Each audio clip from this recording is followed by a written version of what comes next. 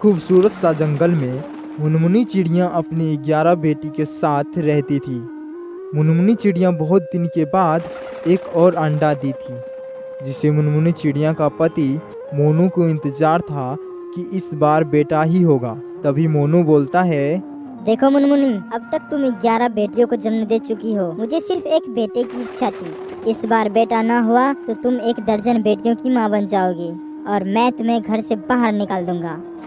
हे भगवान, इस बार तो मुझे बेटा दे दो, नहीं तो मेरे पति मुझे घर से बाहर निकाल देंगे। मुनमुनी अंडे पर बैठी हुई थी। तभी अंडा टूटने की आवाज़ सुनकर मोनू आ जाता है। मुनमुनी बताओ, बेटा हुआ है या बेटी?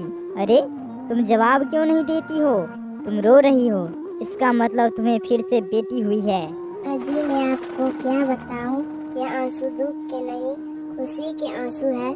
भगवान ने इस बार हमें बेटा दिया है।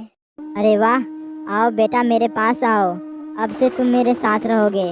मुनमुनी मेरी बात सुनो, मैंने तुम्हें घर में इसलिए रखा हुआ था क्योंकि मुझे एक बेटा चाहिए था। अब तुम इन 11 बेटियों को लेकर घर से बाहर निकल जाओ। अजी मैं इन 11 बेटियों को लेकर कहाँ जाऊंगी? इनका पालन पोषण कैसे करूंगी? इनको कहाँ रखूंगी? मुझे कुछ नहीं सुनना है, बस तुम अभी के अभी यहाँ से निकल जाओ। ठीक है, जहाँ भगवान ले जाएगा मैं अपनी बेटियों को लेकर वहीं जाऊंगी।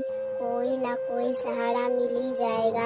आप हमारे बेटे का ख्याल रखना और इसे अच्छे से पढ़ाना। इतना कहकर मुनमुनी अपनी 11 बेटियों को लेकर घर से निकल जाती है। वो दिन भर जंगलों में भटकती रहती है कि उसे रहने के लिए कोई आशियाना मिल जाए, लेकिन उसे कोई जगह नहीं मिलती। आखिर में वो एक घर का दरवाज़ा खटखटाती है। तभी एक चिड़िया घर से बाहर आती है। क्या काम है?